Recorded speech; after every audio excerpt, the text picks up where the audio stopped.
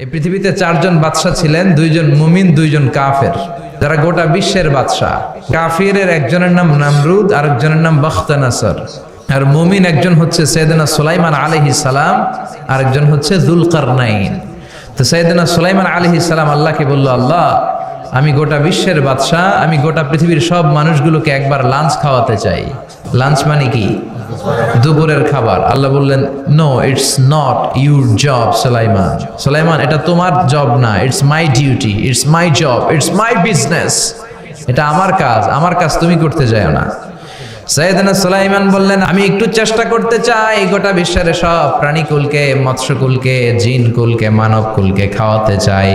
আল্লাহ বললেন, সুলাইমান এইটা তোমার কাজ নয়, তুমি পারবা না, কাজটা কার?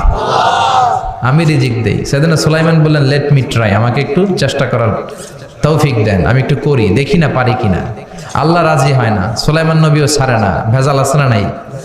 সুলাইমান আলাইহিস সালামের জোরাজুরিতে আল্লাহ রাজি হলেন। সাইয়েদনা সুলাইমানের অনুসারী ছিল জিনেরা, জিনেরা আবার ওনার কথা শুনতো। উনি জিনদের নিয়ে গোল টেবিল বৈঠক করলেন আর বললেন, সাগরের তীরে বিশাল বড় বড় ডেগের মধ্যে রান্না করো, আফ্রিকার গরুগুলোকে ফ্রাই করো, তিমি মাছগুলোকে ভুনা করো, খাসিগুলোকে রেজালা করো, পোলাও করো, খিচুড়ি করো, বিরিয়ানি করো, সব ধরনের খাবার জমা করো।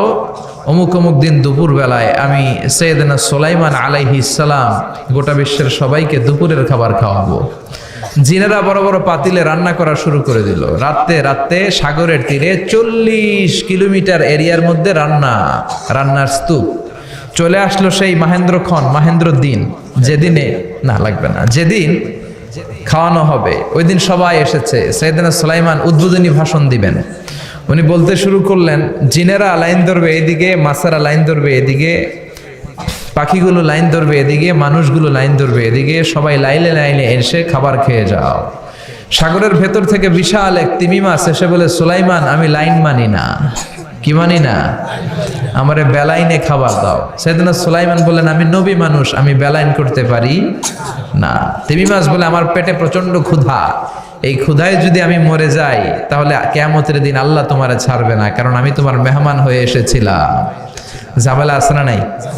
সাইয়েদনা সুলাইমান বললেন, বিপদে কি করি? আসলেই তো এই তিমি মাছ আমার মেহমান, আজকে না খেয়ে যদি মারা যায় কিয়ামতের দিন আল্লাহ আমারে ছাড়বে না।